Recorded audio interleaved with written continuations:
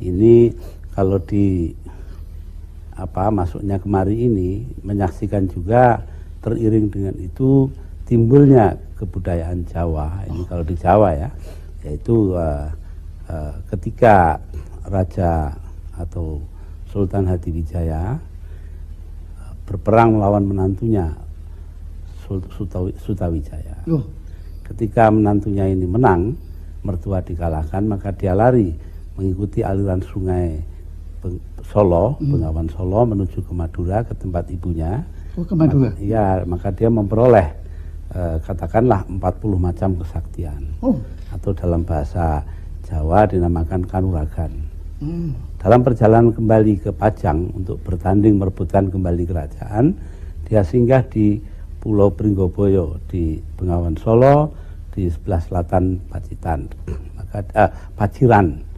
Maka di saat itu dia memperoleh katakanlah wisik yang menyatakan bahwa tidak sepatutnya dia kembali ke Pajang untuk berebut takhta.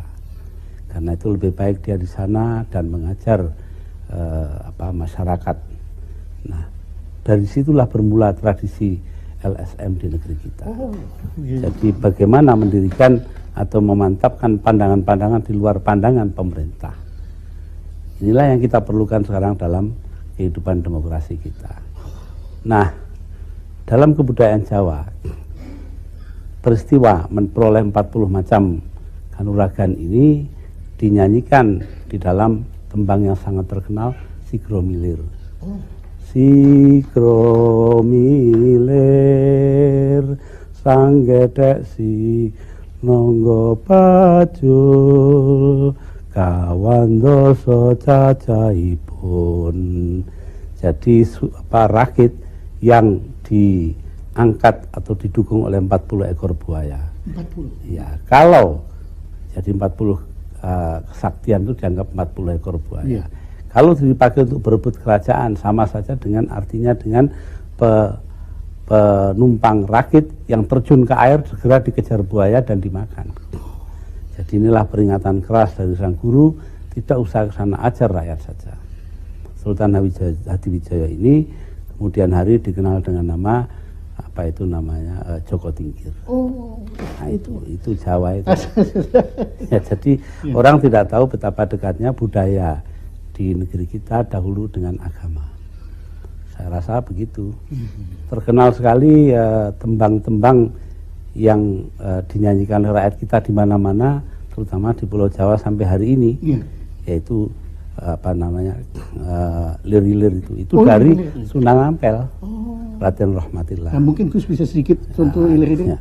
Lir-lir, lir-lir, tandure wis semilir, tak ijo royo-royo, tak sangka kemanten anyar. Itu adalah pembudayaan Jawa daripada kenyataan hidup yang dibawakan oleh agama. Dibungkus dalam rumusan-rumusan agama, tapi kemudian dibuat kerangkanya atau bingkainya dalam bingkai budaya setempat. Padahal lagu lir-lir ini kan banyak dikenal sebagai lagu anak-anak. Lah iya, memang kayaknya anak-anak. Padahal itu buatannya muatannya Sunan Ampel, yang dianggap orang itu berlawanan dan keraton Majapahit. Padahal tidak, karena Dr. Habib dari IKIP Malang menemukan sebuah prasasti di mana di sana ada sengkolok Kerto Ilang Sernaning Bumi tahun 1400 tahun Soko. Itu tahun di situ diterangkan ketika Prabu Brawijaya V memberikan gelar Romo Bayan Ampel kepada orang mati. Lah itu yang mati itu Sunan Ampel. Jadi dekat sekali hubungannya dengan kerajaan. Kalau tidak kan tidak akan diberi gelar seperti itu. Ya, jadi kita lihat bahwa betapa dekatnya budaya rakyat, agama, dan dengan kekuasaan di masa lampau. Mantap. Gus, tapi kan tadi asal dari lagu-lagu tadi termasuk lir-lir dan itu kan berakarnya tentu di budaya, kalau mungkin kalau Gus yang saya bilang budaya Arab ya itu. Ya. Nah, mungkin Gus bisa berkisah sedikit mengenai lagu-lagu budaya Arab yang kuno itu. Lagu-lagu ini sebenarnya sebelum Islam datang, kira-kira 100 tahun sebelumnya, yaitu pada abad ke-5 Masehi, itu telah didendangkan di dalam peribadan setempat yang dinamakan haji. Walaupun haji dulu bentuknya lain dengan haji sekarang. Gimana? Yaitu ya doa-doanya lain lah ya. Tapi bahwa ada mengelilingi sebuah Ka'bah atau cubicle, sebuah segi empat, tetap seperti dulu. Nah, sajak-sajak yang terbaik tiap tahun itu ditulis di atas kulit kambing dan digantungkan di Ka'bah sebagai tanda daripada puncak sastra yang dicapai waktu itu. Jadi itu. semacam eksibisi gitu. Ya, nah ini Al-Mu'allaqat ya, itu adalah 7 Al-Mu'allaqatus Saba', 7 buah sajak yang tergantung di dinding.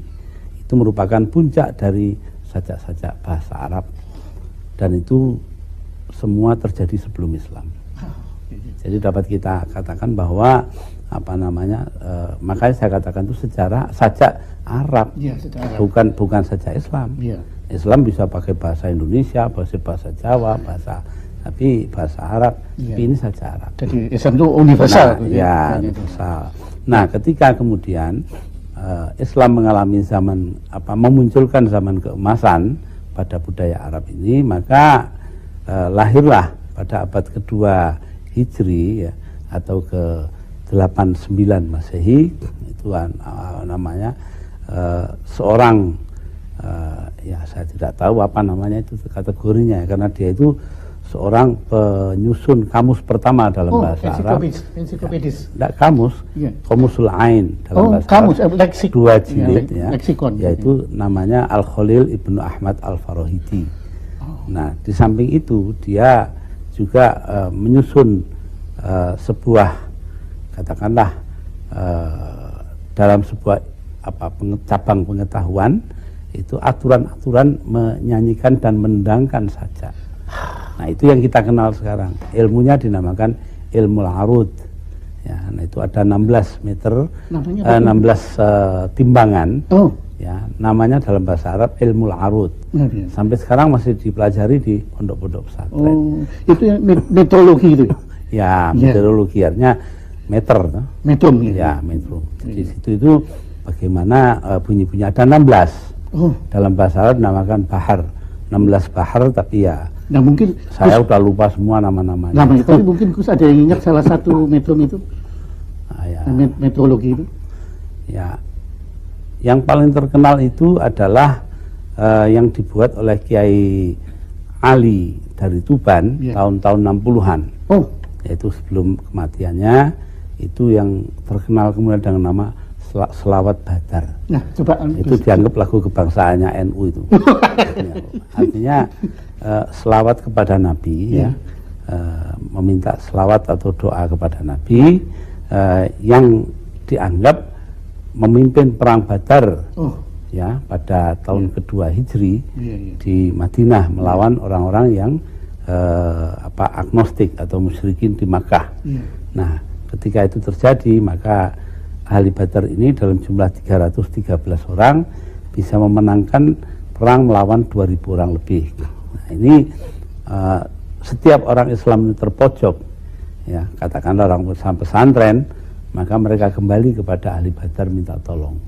Nah, waktu itu tahun 60-an kita ini dipojokkan oleh gerakan yang kemudian dinamakan PKI itu. Nah, ketika itulah para Kiai Ali itu mengeluarkan sajak-sajaknya yang terkenal itu dalam bentuk selawat Badar.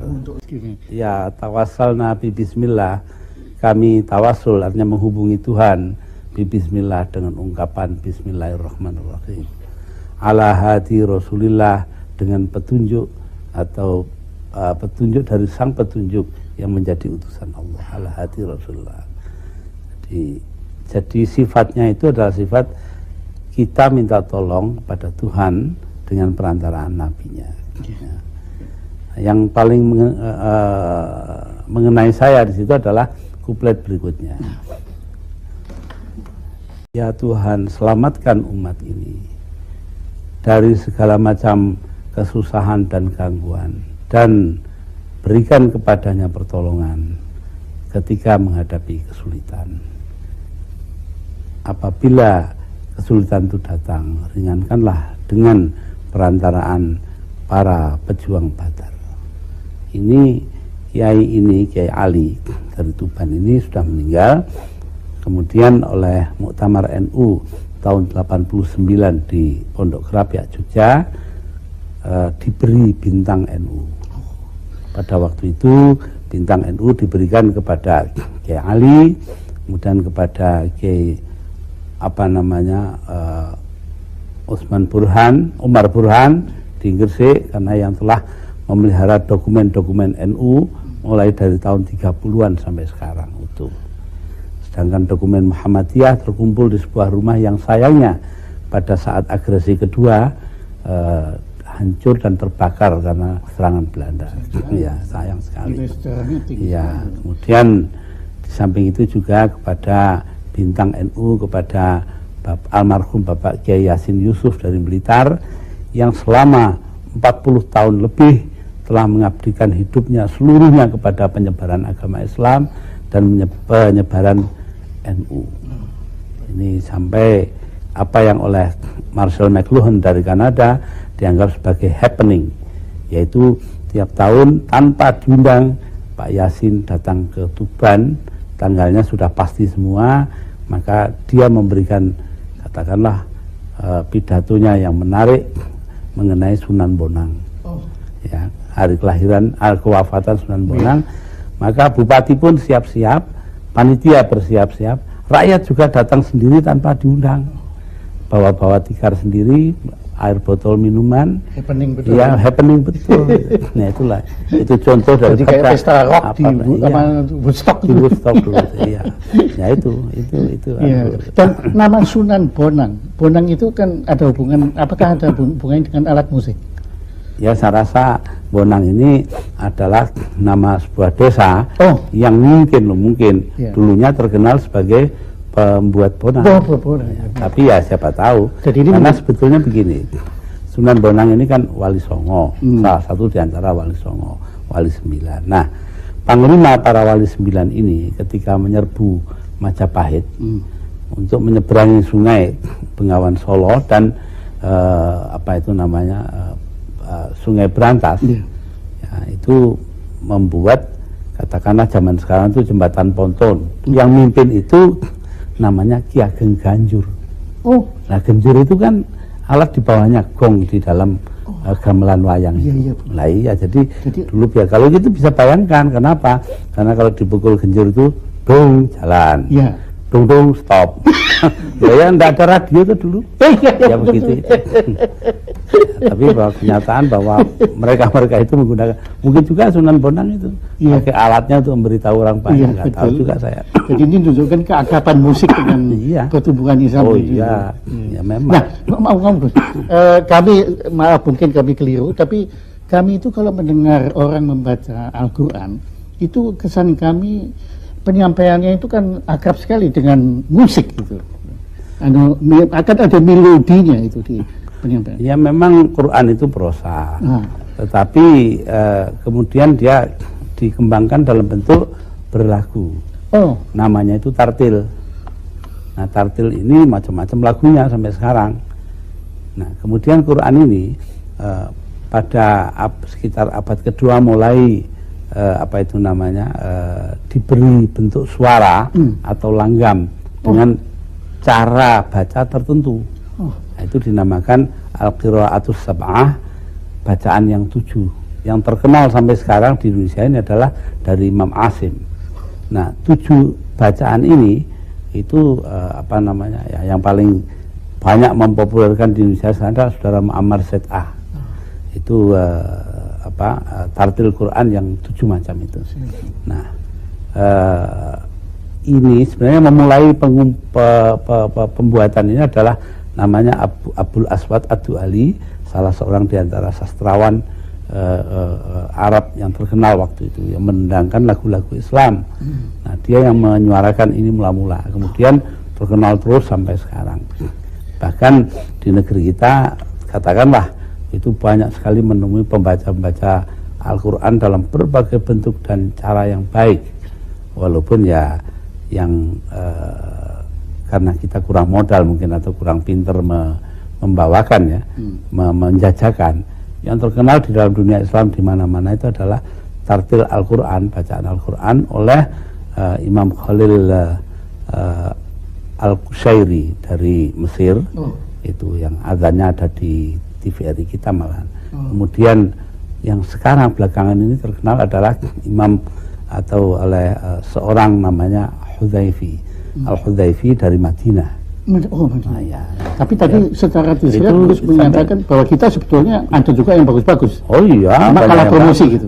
Ya, kalah promosi dan kita itu senang dengan hanya berputar-putar di kita saja.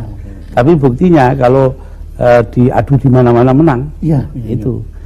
Ternyata diantaranya baru-baru ini saya mengikuti sudah sebagai presiden ini sebuah acara di mana pembaca Al-Qur'annya adalah pemenang pertama pada perlombaan membaca Al-Quran di Turki 2 tahun yang lalu. Nah itu kan satu. Itu pernah ada satu anekdot mengenai seorang guru yang ngajar lafal itu. Ya itu kita harus tahu. Di Quran itu ada yang dinamakan wakaf. Wakaf itu berhenti ya. Berhenti titik. Ya titik ya, berhentinya berhenti di situ, tarik nafas, mulai lagi yang baru. Tetapi ini dalam segi tata bahasa walaupun berhenti itu masih tetap diberi vowel ya. Dalam hal ini kasroh di bawah, seret di bawah itu. Nah itu bacanya i. Ya jadi itu jadi ini ceritanya orang-orang pesantren nih yang ceritakan sama saya itu, pada saya itu Kiai Ma'ruf Amin. Ya ila fi Quraisyin ila fihim rihlatas syita'i was-shaif. Itu begitu karena ada wakaf was-shaif. Tapi tulisannya was-shaifi, ada i-nya ya. Nah, jadi bolak-balik santrinya itu berpegang pada aturan ini. Rihlatas syita'i was-shaifi. Rihlatas syita'i was-shaif. Rihlatas syita'i was-shaifi. Sampai berkali-kali kita akhirnya kiainya jengkel. Ayo ulang sekali lagi. Rihlatas syita'i was-shaif, baru shaif itu bibirnya dipegang. Nah begini wassaif ya. Nah, santrinya mengangguk ya, dilepas V. Tersimpan ini.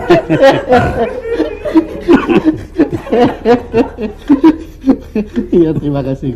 Nah itu banyak kalau anekdot Quran itu. Anekdot pesantren jadi banyak. Iya, banyak. Ada lagi Gus? Quran ada yang baca. Kayaknya Abdul Qadir kan itu lah membaca innaka ala kulli syai'in qadir gitu. Nah, Qadir itu lain dengan Abdul Qadir, tapi ya santri kan nggak ngerti bedanya ya. Innaka ala kulli syai'in, diam dia. Nggak berani terusin kan. Kan disangka nama kiainya itu. Misalkan Kiai Qadir. Lama-lama kiainya bilang, innaka ala kulli syai'in qadir gitu. Diulang. Innaka ala kulli syai'in kiai. Ini dongengnya pesantren. Jadi Gus, suasana hidup di pesantren itu sebetulnya penuh riang gembira. Iya ya. Ya seperti yang lain lah ya. Sebetulnya balapan pesantren cari itu tempat. Balapan cari tempat. Jadi terus aja semua ya itu. Dan balapan cari tempat. Iya, kalau kiainya pintar itu malah ya di tengah-tengah pengajian yang membosankan itu dia bisa membuat katakanlah lelucon atau apa yang menarik sehingga muridnya tetap bangun.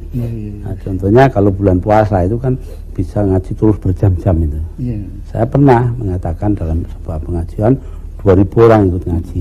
Saya bilang ini dalam Arab itu ya, dot itu huruf dot itu kalau bahasa Jawa dijadikan L. Murtadho jadi murtolo, fardu jadi perlu, wadu jadi wulu. Nah, siapa yang tahu asalnya suru?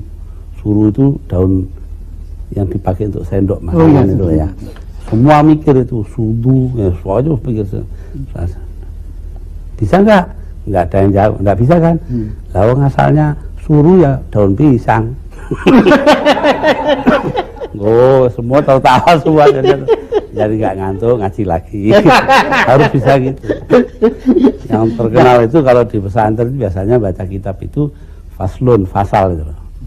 Nah kalau macam saya, kalau saya lihat ngantuk santrinya ya, faslun, ono pas ning alun-alun. Itu juga humor itu. Jadi akalnya ada aja. Iya. Ya harus bisa itu, kalau enggak payu. Iya.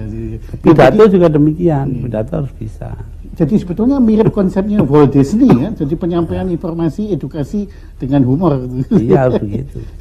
Wah, dulu ada seorang kiai saya ya, itu dilapori oleh keamanan ya, pesantren itu bahwa seorang murid ya yang terkenal nakalnya itu ternyata 2 kilo dari situ sedang mencabuti bulunya mentok itu, ya mentok itu dicabuti padahal punya kiai itu, disembelih dicabuti bulunya, tapi dibuangnya ke saluran air, lah air terbawa air ke pesantren juga. Jadi akhirnya ya yang jaga ini kan tahu itu, kasih tahu keamanan, dilihat dia diintip itu, pulang bilang, Kiai, si fulan ini menyembelih mentoknya Kiai. Nah ternyata tidak ada apa-apa sampai besoknya, ya sampai 2 bulan. Setelah 2 bulan sampai kepada mengenai masalah tata bahasa Arab, grammar itu pada alam itu noun, ya noun. Nah dia bagi itu, kiainya bilang isim atau alam itu terbagi 2 gitu. Noun terbagi 2 itu yaitu alam syakhs dan alam jenis. Alam syakhs itu kalau di bahasa Inggrisnya itu general noun, personal alam jenis itu general noun, alam syakhs itu personal noun. Nah terus dia habis diterangkan, lalu coba sekarang diuji, bangun fulan, bangun anak itu di depannya. Sekarang saya tanya ya, ini masuk mana? Alam jenis apa alam syakhs? General noun atau personal noun? Mentok. Terus langsung anaknya itu apa namanya? Ya istilahnya Jawanya ngelusuh di depan kiainya itu. Maaf yai, ya. Jangan diulang. Tahu diri deh. Iya jadi ya kiai tidak boleh marah. Menerangkan Al-Quran mengatakan walillahil masyriq wal maghrib, semua yang ada di timur dan barat itu miliknya Tuhan. Lillahil masyriq wal maghrib. Malam-malam santrinya nyolong kambingnya kiai, lalu terus disembelih, ketahuan dia, pagi-pagi dilaporkan, panggil, kamu nyembelih kambing saya. Loh katanya kiai kemarin semua yang ada di bumi ini barat dan timur itu punyanya Tuhan. Iya punya Tuhan, jangan yang gede, yang kecil ayam aja. Jangan kambing. Nah itulah.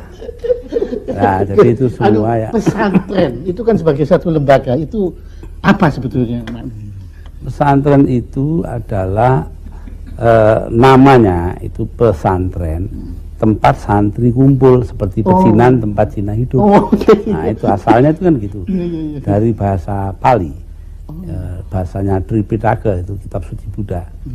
Karena ini adalah tempat di mana para santri, yaitu sarjana-sarjana kitab suci kumpul, tapi kemudian diislamkan menjadi sarjana Islam gitu. Nah, itu tempatnya situ. Nah mereka berkumpul dengan raja-rajanya, dengan kiai-kiainya di situ, yang hidup bagaikan raja itu. Nah sebenarnya pesantren yang kuno itu mengambil pola wayang. Ya, kalau di wayang itu kita lihat, kita perhatikan ya, sebelah kanan itu Pendowo, sebelah kiri itu Kurowo, gitu. Lalu pertempurannya di tengah-tengah di Kurungsetro, ya, di Kurusetro.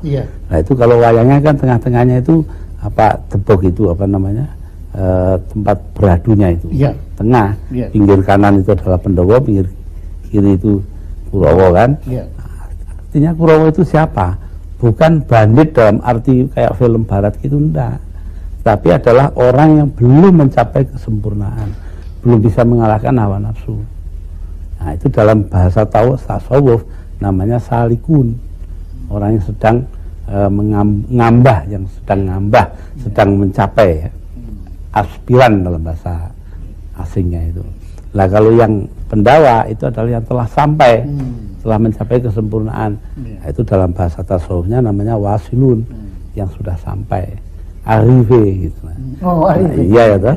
Jadi antara yang sudah sampai dan yang masih dalam perjalanan. Jadi bukan bandit lawan pahlawan, enggak begitu. Yang sudah mapan ya, enggak, yang sudah mapan belum.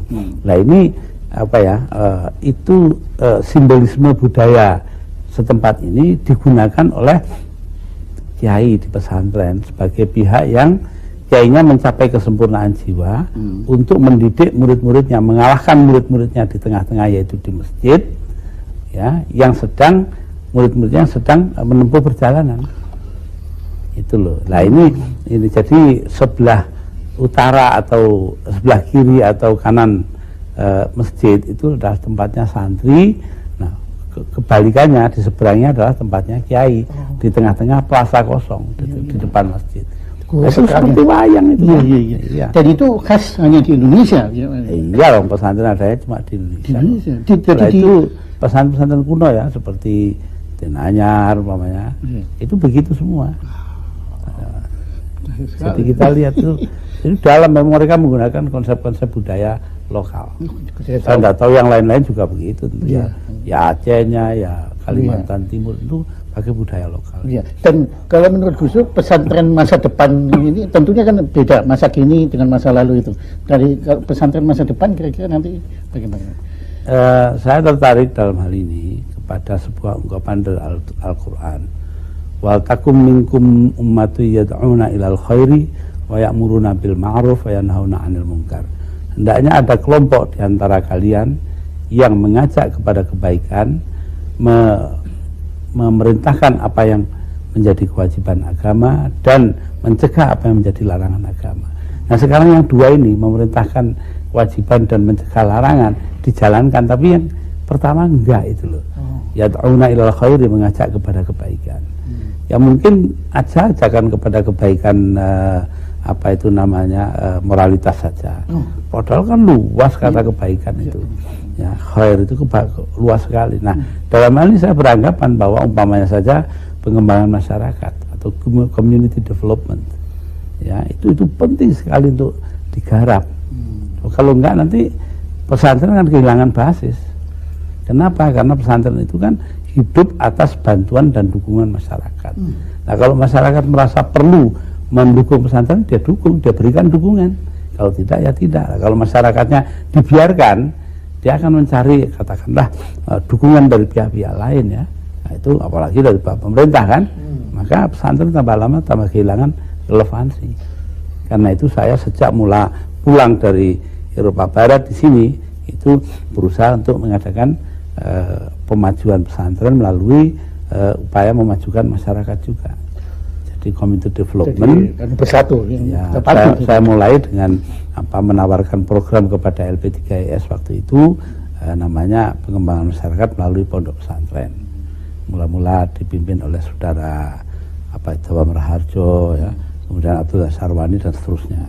Nah, sekarang sudah umum, sudah ratusan ribuan malah jumlah pesantren yang ikut serta di dalam hal ini ya.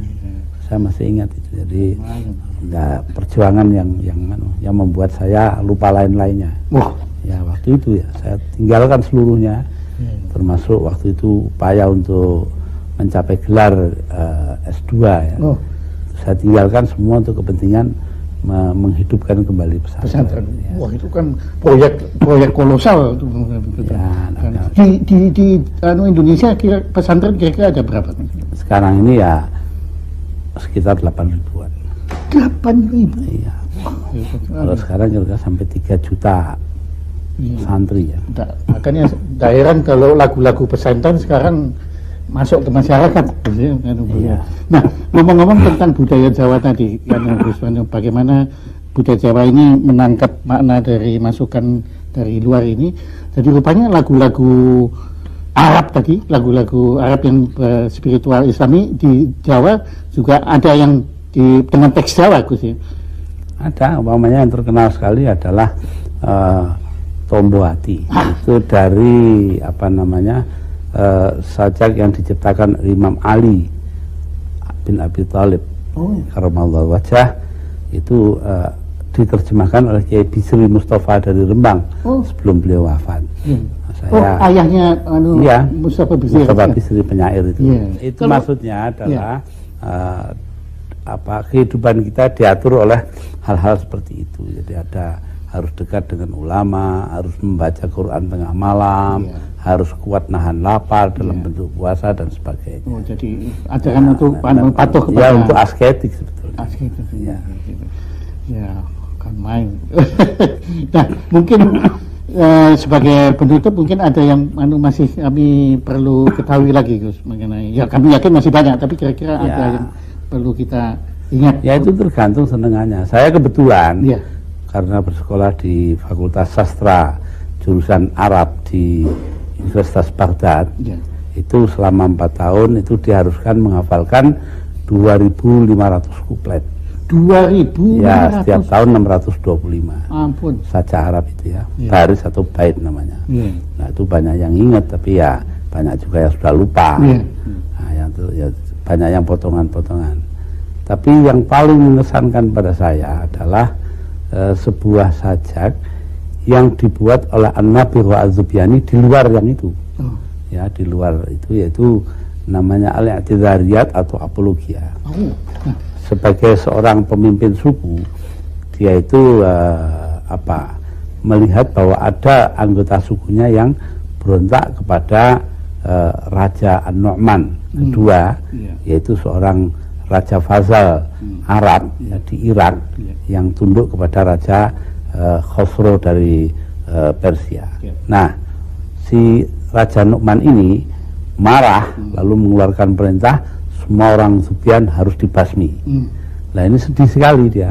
Kenapa? Karena dengan begini lama-lama bangsanya bisa punah, sukunya itu. Lalu diam-diam dia menyelinap ke kota dan dia masuk ke istana, dan di sana dia mengajukan apa itu namanya i'tizar atau apologianya kepada Nu'man kedua itu, dan i'tizarnya diterima.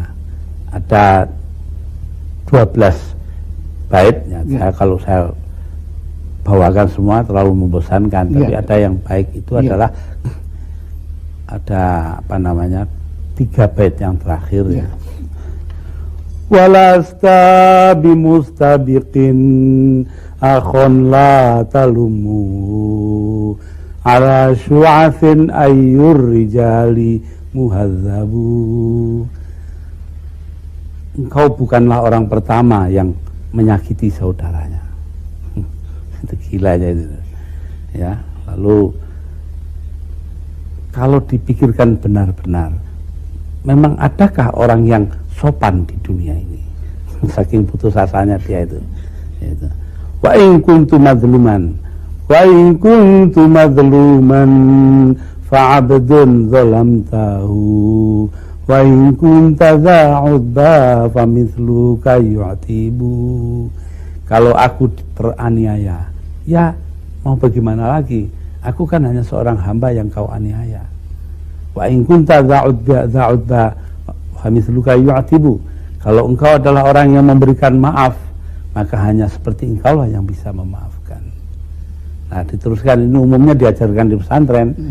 Fa innaka syamsun wal muluku kawakibu idza tala'at lam yabdu minhunna kaukabu. Engkau bagaikan matahari dan raja-raja lain bagaikan bintang-bintang. Kalau matahari ini bersinar di langit, maka hilanglah bintang-bintang yang ada. Nah, terus dia dapat emas banyak, nggak jadi dimatikan.